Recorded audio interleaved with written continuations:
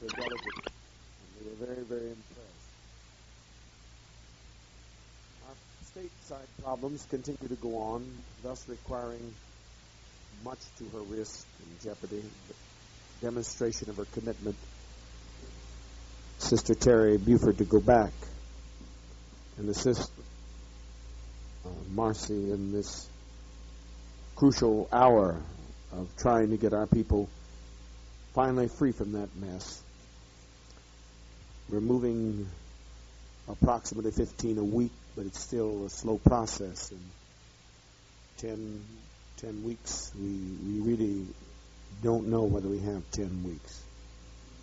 The crushing blows continue to fall on others who have given assistance to us. Enola Maxwell, under investigation, a prominent person that was selected by the mayor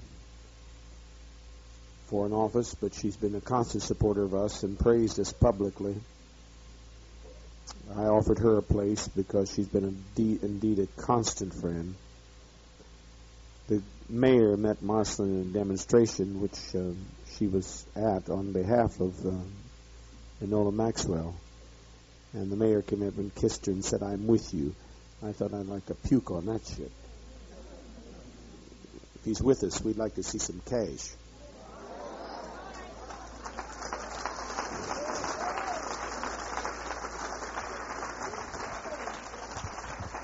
These idiot relatives.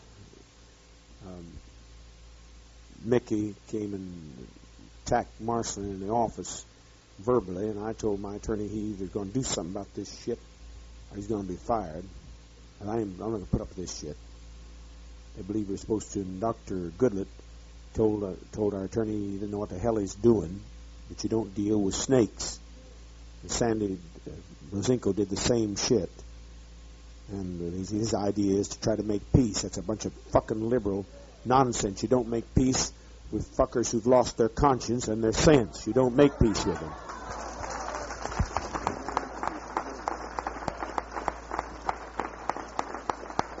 I've been adamant. It's either him or we get a new attorney, and Goodlett said he would help us in the matter because he said it's insane. There's no use for socialists to try to communicate with people who've turned over to fascism. And they're working hand in hand, hand in glove with fascist conspirators, talking to treasure agents. We know each one of them have, from the copy that we have furnished to us by this government of the INTERPOL, which is a Nazi-run organization, police organization, nationwide, internationally recognized amongst only capitalist countries. Socialist countries will not cooperate with it. But it is run by Nazis since it was placed there in operation by Hitler and appointed by a Gestapo, deputy Gestapo head who'd murdered millions of Jews, or tens of thousands of Jews in 1938, and as late as 1972 it was under the direction of a former Gestapo head. It's an ungodly thing that our people who formerly tasted of the fruits of socialism and known its principles could go to that kind of an element. And I don't think that anybody that can go from socialism to deal with racist pigs deserve our conversation, and I goddamn well refuse to talk to them.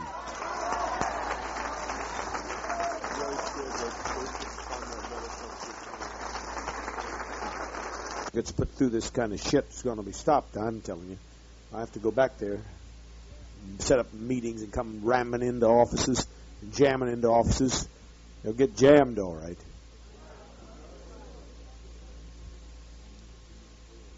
No, it won't be. My son said it won't be between any bread either. I can't think of any other thing in the news. We're fighting the court case of the Olivers, which we will win, but they're ordering another court order.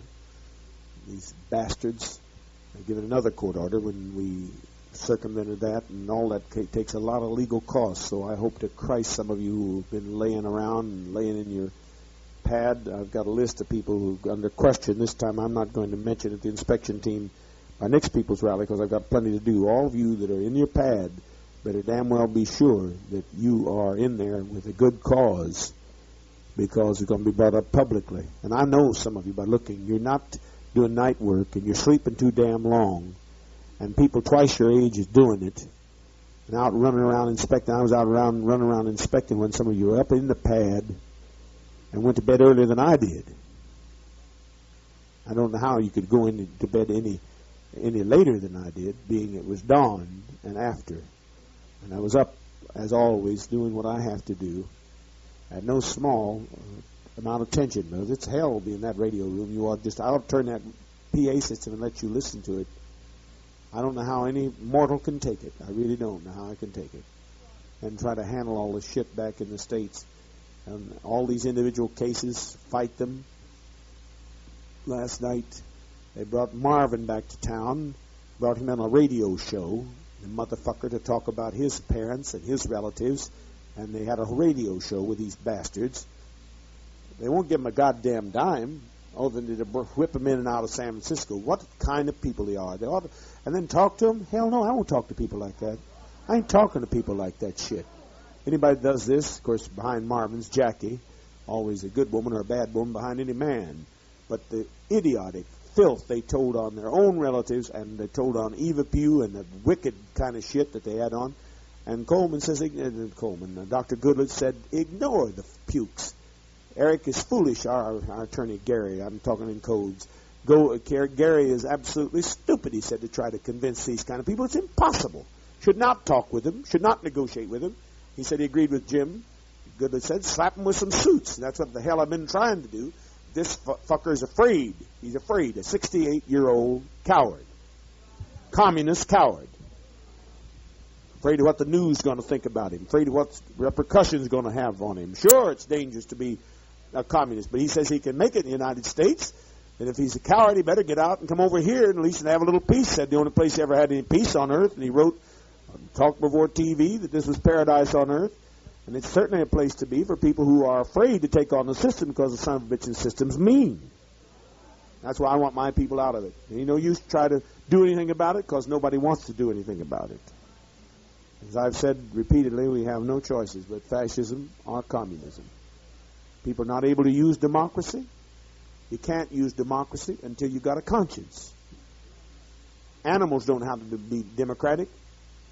Turn a bunch of damn pigs loose in this community, and none of us could live. You turn a bunch of hogs, a herd of hogs loose in this community, and there wouldn't be anything left in this community in 5 days. Hogs don't know how to be communistic. Humans are just as animalistic without the principles of Marxist-Leninism, without the dictatorship of the proletariat or the working class being dictated. It's too bad that all of us can't dictate it in common, but we obviously see with people breaking people's glasses on purpose and taking people's glasses so that their eyes will be in pain and can't see. Obviously, not everybody's able to dictate the working class sentiment. And up till now, I know that I have been consistently conscientious in doing that job, and I found nobody yet able to take the hell that I'm able to take and give out equality with the justice that I give it out. And so I have become the dictator of the working class interest and well-being. And who in the hell would want to take the choice of going the other way? You can't have any democracy in this mess. You can see from all the people who come over the States how animalistic they are. Goddamn pack of wolves. They come down to the coordinator's office and fuss and raise hell because they don't have a battery. We say, well, our guards that are guarding you from the CIA, because naturally even the CIA can hire people to come in, as we've had clandestinely until the last one was stopped.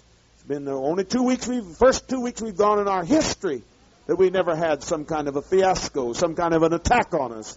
But, and then give the presentation, we need the batteries for our guards to give you feeling protection.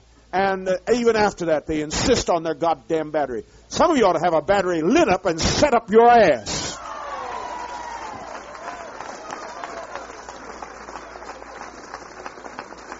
Goddamn anarchist. Peace. Not appreciating the dictatorship of conscience that demanded that at all cost and pressure, having pressure in the headquarters and pressuring the boat crew to see that you have nearly $12,000 of meat. That you don't mind taking. You don't mind taking all the medicine, the medical staff going to be up all night, and what that costs to do these pap smears and send that blood work in. Got any goddamn idea? Into the thousands of dollars. Don't mind taking that. But if we ask you for a motherfucking battery, anarchists, a bunch of animals, worse than hogs. And so you got a choice. You either go to the dictatorship of fascism, where a rich group of white racists rule the thing and sell each other out, kill each other. They're so hungry and lustful for appetite, for power and riches. So you got the choice to go fascist, and you ain't got a snowball's chance in hell of being a fascist. You'll never succeed as a fascist, because there are already too many in the ruling class now that are killing off each other. If they step a little bit out of line, like Kennedy, they kill him off. Even though he was a millionaire, he got killed off because he didn't represent as consistently the will of the dictators of the rich as they wished. So they rubbed him out. They brushed him off the earth. And all those sellouts have gotten the same. So you've got no choice but to be a communist. What the hell are you talking about? There is no democracy until people learn communism, which means community, which means sharing. You cannot have any goddamn freedom. Now keep your eyes on me, young man. I don't want to talk to you twice in one goddamn week. You've been surrounded by traitors. Are you going to let traitors poison your brain?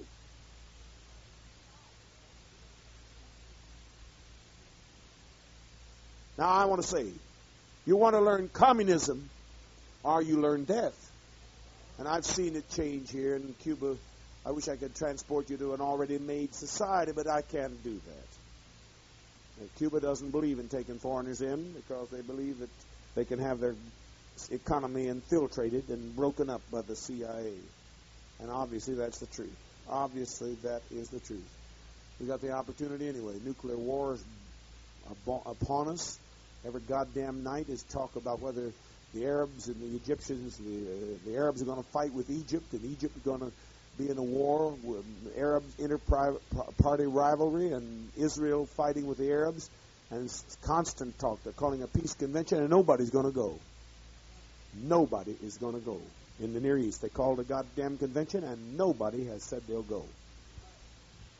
And all these powers with nuclear weapons, we're fortunate to be here, the one safe place where we got animal life, free from nuclear radiation, free from the genocide plans of what I read to you today, if anybody knows.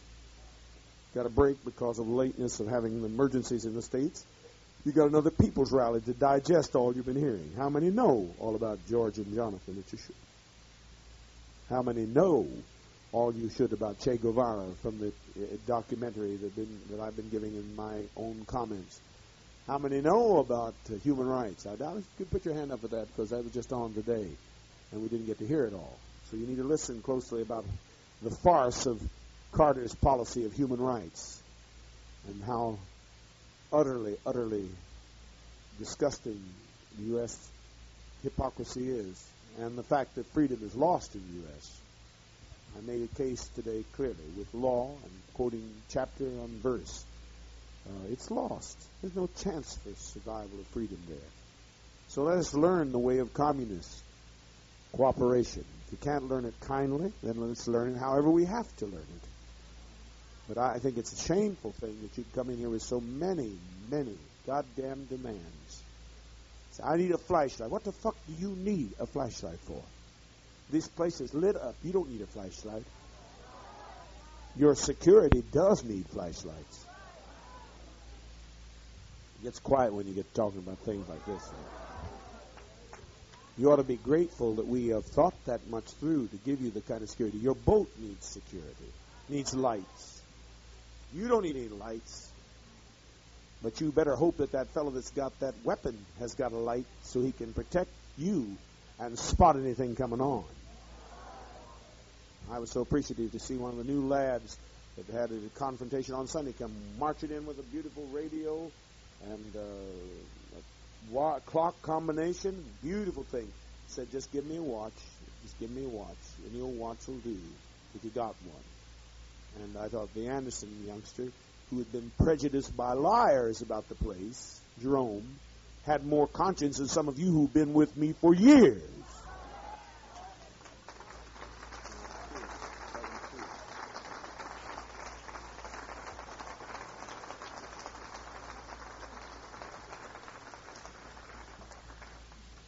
I don't know where in the world. These people said they were astounded. These governmental leaders that are here, the Ministry of Education head of the entire country, said it's amazing that you would give all of your people cancer tests. One was almost with tears that we would give cancer tests to everybody all night long to have everybody ready for that boat. She was just overwhelmed and speechless because it takes money to take every smear. It takes money to take blood sampling. It takes money to do all that shit. It don't happen. It don't drop out of the cloud. Ain't no fucking manna falling out of heaven. That was all bullshit. Because if there was manna falling out for Moses when he went through that fucking journey, 40-mile journey, the son of a bitch wouldn't have got lost for 40 years. If somebody was able to drop something out of heaven to feed the fucker, he would also been able to give him a fucking compass so he wouldn't have been lost for 40 goddamn years.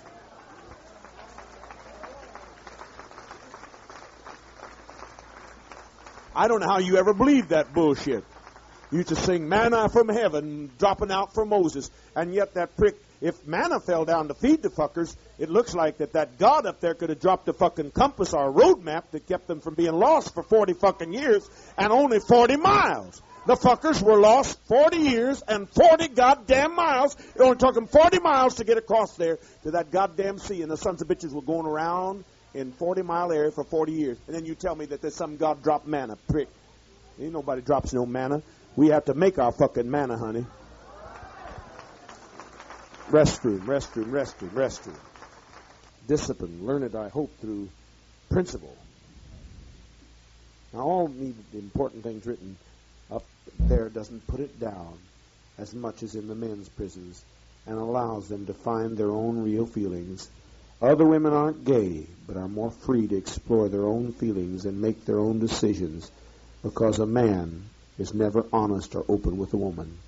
There's still strong pressure against homosexuality, but not as severe as in the men's prisons. Listen to the yard of the men's prison where I was. Almost all the jokes are about men making it with men. You're a fucking faggot. Oh, yeah, well, you take it in the ass. Yeah, well, you suck cock and you know it. Hundreds of men thrown together by the system, sometimes for years and years at a stretch. And the worst insult they can throw at someone is that he might want to make love with another man. Worse, look at the homosexuality the brothers do allow. The sickest goddamn kind, where one man brutalizes and exploits another. One man plays the role of the man, the other, usually younger, smaller, less hairy, more boyish looking, plays the role of the kid. The kid is the slave. The stereotype of how most sick men perceive women. The man, afraid he will be considered a fag if he acts like he really likes the kid, comes on. Yeah, I fuck him in the ass. He sucks me off. He does all kinds of shit for me, and I let him hang around. The man would never admit, we just couldn't, to having any feelings for the kid. He would never admit to giving anything sexually. Just taking. And the kid, in order to justify himself, plays the role of the woman in America. Always black people with pride write America, Amerikka.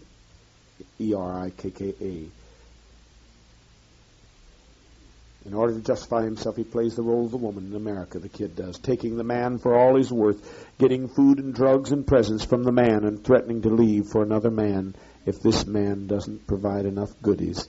And under all this sick play acting, often the two men like each other deeply, down deep, but are so frightened by the system the prisoners have set up that they have to pretend they are using each other.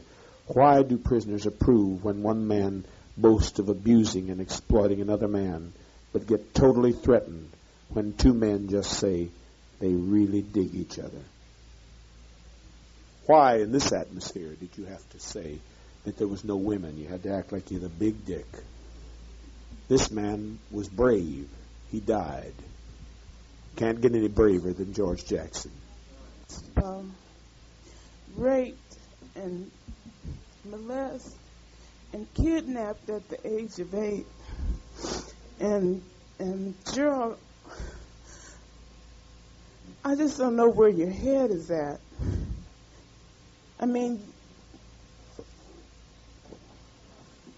I can't even explain it. I mean, I've also been raped also after I got into my teens and after the age of 21. And the last time I was sexually assaulted, I was at the age of 22. And I was also kidnapped at that time. and a train was pulled, and I didn't know who it was. I mean, that's not where it's at. And I think you should identify with your homosexuality, because I can accept the fact that I am bisexual. And I think you ought to look at yourself much closer. Everybody was kind. So, boy, I guess he couldn't talk about his homosexual feelings for me. I don't know what the hell was with it, but I sure don't remember anything about that. Because I didn't know what that was. Perhaps we in that generation would have been better if we had. I don't know. But I helped him. He was a rich kid, and I helped him. He was inadequate as hell with all his money. He was very inadequate. Football player and so forth. But I was working, interesting enough, I think on his math. I don't remember for sure. And he came in front of the whole assembly and dropped her panties on my desk. And boy, that is a hell of a business. It's a hell of a business. I got my ass out of that school. Went to work. Didn't get sidetracked by love anymore. And became a communist at an early age. And so I'm very grateful she did it and he did it. Because it taught me to, lots of things. And it accidentally or coincidentally led probably on to the perseverance in communism. To where I would never let sex direct me, but I would direct sex to the achievement of my goals, which were pure goals. Could have been equally bad goals if I'd gone the wrong way. So we want to think about this shit when we, if we got a steady relationship. I don't know his case. I know it. It's much more subjective because I went through it. It's a hell of a business to be constant and not fuck one girl. And the girl that you had, as much as love that I've ever seen a kid could have, and then have her in front of all your classmates. It didn't make no difference that some years later she wanted me back, come up to me. The pain and the damage that would, if it hadn't have been, I don't know what the hell kept me from suicide. I don't know. Responsibility, I guess. I guess it was, someplace in there. It was an animal that needed me. So I took my animal. Because sure as hell didn't think anything else needed me. I took an animal. Someplace, a duck. Goddamn, I remember trying. By the time I got my duck a home and had to move out of the town and hitchhiked 17 miles. Hell, it's good. But you people make a habit of, if you've been hurt, don't try to hurt somebody else. I don't know anything about his case. For Christ's sake, there's enough pain. But Johnny said it very well. Don't take the responsibility. I mean, kick it off on somebody else. It's you got your part in it too.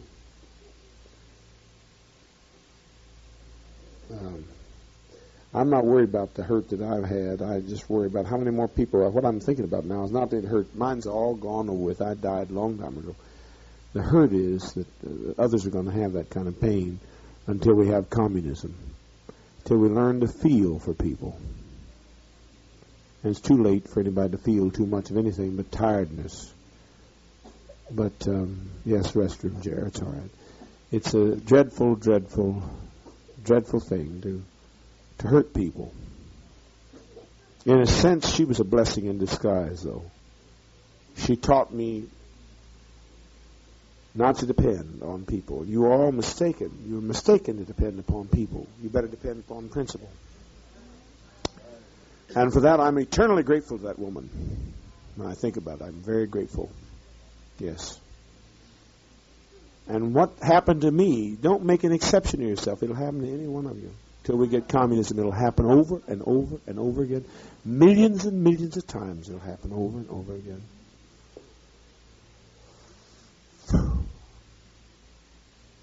So we are not going to inherit your babies. Some people are principled and don't want to run around here and scatter babies all over the place. So believe me, and we won't just make it easy enough to take a boat ride to Jonestown. We've got to control this. Now, if the 3-month period is too long, then revise it here in this closing moment. This is too long a meeting. If it's unrealistic in the world that we live, let's face it here. But if you think 3 months is fair, what is again say? 3-month relationship with no sex. After the 3 months, you come back, you be reviewed for a 6-month trial marriage. You can live together, share a cottage with birth control. Then after, you'd like to